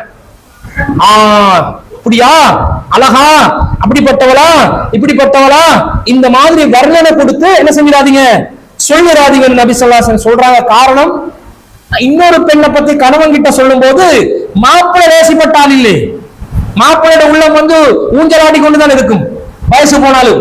அப்ப இந்த ஊஞ்சலாற்ற உள்ளத்துக்கு தீனி போடுற மாதிரி பெண்கள் இன்னொரு பெண்ணை வர்ணிச்சு சொல்லிடாதீங்கன்னு ரசூலா தடுக்கிறாங்க. அப்ப இந்த மாதிரி ரசூல் ஸல்லல்லாஹு அலைஹி வஸல்லம் மனைவி கெட்ட மனைவியாக ஆகிறதுக்கு ஒரு முக்கியமான காரணம் என்னன்னு சொன்னா ரசூல் ஸல்லல்லாஹு அலைஹி வஸல்லம் சொல்றாங்க, அவளுடைய குறைகளை, இல்லறத்தின் போது இருக்கக்கூடிய குறைகளை இன்னொரு பெண்ணு கிட்ட சொல்றது. ஒரு மனைவி இன்னொரு பெண்ணிடத்தில் ரசூலுல்லாஹ் சொல்றாங்க, இன்ன இந்தல்லாஹி யௌமல் கியாமா, கியாமத் நாள்ல மக்களிடமும் மிகவும் மோசமான ஒருவன் யார் என்று சொன்னா தனது மனைவியின் குறைகளை, ரகசியங்களை பிறரிடம் சொல்லக்கூடிய ஆண் என்று ரசூல் ஸல்லல்லாஹு அலைஹி வஸல்லம் சொல்றாங்க. அதுல இருந்து என்ன விளங்குது? ரிவாசா பார்த்தா மனிதர்கள்ல மிக கெட்ட பெண்கள் யார் என்று சொன்னா, பெண்கள்ல கெட்டவங்க யார் என்று சொன்னா கணவனுடைய ரகசியங்கள், அந்தர ரகசியங்களை பிற பெண்ணிடம் சொல்லக்கூடியவள் என்றது இந்த ஹதீஸ்ல நாங்க ரிவர்ஸ்ல பார்த்தா விளங்குது. அப்ப ஆண்களும் மனைவிட குறைகள், மனைவிட உடல் அலங்காரம், உடலுடைய அழகை பத்தி பிற ஆணிடம் சொல்லக்கூடாது. பெண்ணும் தன்னுடைய கணவனுடைய குறைகள், ரகசியங்கள், தன்னுடைய கணவனுடைய திறமைகளை என்ன செஞ்சிடக்கூடாது, வெளியில எந்த ஒரு பெண்ணிடமும் சொல்லக்கூடாது என்றத இந்த செய்திகள்ல இருந்து பாக்குறோம். இது எல்லாமே ரசூல் ஸல்லல்லாஹு அலைஹி வஸல்லம் ஏன் சொல்லி தர்றாங்க தெரியுமா? நம்மட வாழ்க்கை, முக்கியமா கணவன் மனைவி என்றது பாலியல் ரீதியான ஒரு உறவு நீடிக்கும். வெறும் உடம்புக்காக வேண்டி மாத்திரம் ஒரு வாழ்க்கை வாழ்றது இல்ல, வாஸ்தவம் தான். ஆனா மனிதன் என்ற வகையில உடம்புகளோட தேவைகள் இருக்கு. பசிக்கிற மாதிரி ஒரு பசிதான் ஆண் பெண் அந்த ஈர்ப்புல வரக்கூடிய ஒரு பசி. அப்ப அதுக்குரியதை வந்து ரசூல் ஸல்லல்லாஹு அலைஹி வஸல்லம் ஒரு முறையாக கண்டினியூ பண்றதுக்குரிய மாதிரி ஒரு வழிகாட்டுறாங்க. நபி ஸல்லல்லாஹு அலைஹி வஸல்லம் பல மனைவிமார்களோடு வாழ்ந்தவர்கள். அப்ப பல மனைவிமார்களோட ஒரே நேரத்துல 9 மனைவிமார்களோட வாழ்ந்திருக்கிறாங்கன்னு சொன்னா அதுல ஒரு சில மனைவிமார்கள் தான் குடும்பம் நடத்துற தகுதியான நிலையில இருந்தாங்க. என்றாலும் நபி ஸல்லல்லாஹு அலைஹி வஸல்லம் இதை ஏன் வஹீயின் மூலமாக நமக்கு சொல்லி தர்றாங்கன்னா, வாழ்க்கை கண்டினியூவா நல்லா போகணும். அந்த மாட்டு வண்டி, ரெண்டு மாடு கட்டின ஒரு வண்டி இழுப்படுது வாழ்க்கையில, ரெண்டு பேலன்ஸா போகணும். ஒன்று கலண்டு போய் இன்னொன்று இழுத்தா வண்டி வந்து ஒரு சைடுக்கு போயிடும். அதனால நபி ஸல்லல்லாஹு அலைஹி வஸல்லம் எதிரெல்லாம் குடும்பங்கள்ல விரிசல் வருமோ, கணவன் மனைவிக்கு மத்தியில தூரங்கள் ஏற்படுமோ, அதை எல்லாத்தையும் அக்குவேறு ஆணிவேராக கண்டறிந்து அல்லாஹ் ரப்பல் ஆலமீன் ரசூல்லா மூலம் இதெல்லாம் வெளிப்படுத்துறான், வஹி மூலம் வெளிப்படுத்துறான். ரசூல் ஸல்லல்லாஹு அலைஹி வஸல்லம் நமக்கு சொல்லி தர்றாங்க. அவற்றை நாங்க சரியாக பேணி பாதுகாத்து நம்முடைய வாழ்க்கையை நாங்க சந்தோஷமா கொண்டு போகணும். இந்த விஷயங்கள் மனைவிமார்கள் அவங்களோட வாழ்க்கையில கடைபிடிக்க வேண்டிய மிக முக்கியமான விஷயமாக நாங்க பார்க்கிறோம். இதை நீங்க கடைபிடிங்க. அல்லாஹ் தஆலா உங்களுடைய இல்லற வாழ்க்கையில இன்மையிலும் ஒரு நிம்மதியான, சந்தோஷமான, நீங்க எதிர்பார்க்கக்கூடிய, மனசுக்கு திருப்தியான ஒரு இல்லற வாழ்க்கையை அல்லாஹ் தஆலா தருவான். அதே போன்று மறுமையிலும் ஒரு சிறந்த ஒரு மனைவியாக நல்ல ஒரு நிம்மதியான வாழ்க்கையை வாழக்கூடிய ஒரு நிலையை அல்லாஹ் ரப்பல் ஆலமீன் ஏற்படுத்துவான் என்பதையும் கூறிக்கொண்டு, இன்ஷா அல்லாஹ் இந்த குடும்பவியல் தொடர்ல அடுத்ததாக நாங்க பார்க்க இருக்கிறது பெற்றோர் பிள்ளைகள், பிள்ளைகள் பெற்றோர்கள் என்ற இன்டர் ரிலேஷன்ஷிப் இருக்குது, உறவுகள் எப்படி நடந்து கொள்ளணும் என்றதை இன்ஷா அல்லாஹ் நாங்க விரிவாக பார்க்க இருக்கிறோம். இன்ஷா அல்லாஹ் தொடர்ச்சியாக இந்த வகுப்பிலே கலந்து பயன்பெறுமாறு கேட்டுக்கொண்டு விடைபெறுகிறேன். வாஹிரு தஅவானா அனில் ஹம்துலில்லாஹி ரப்பில் ஆலமீன்.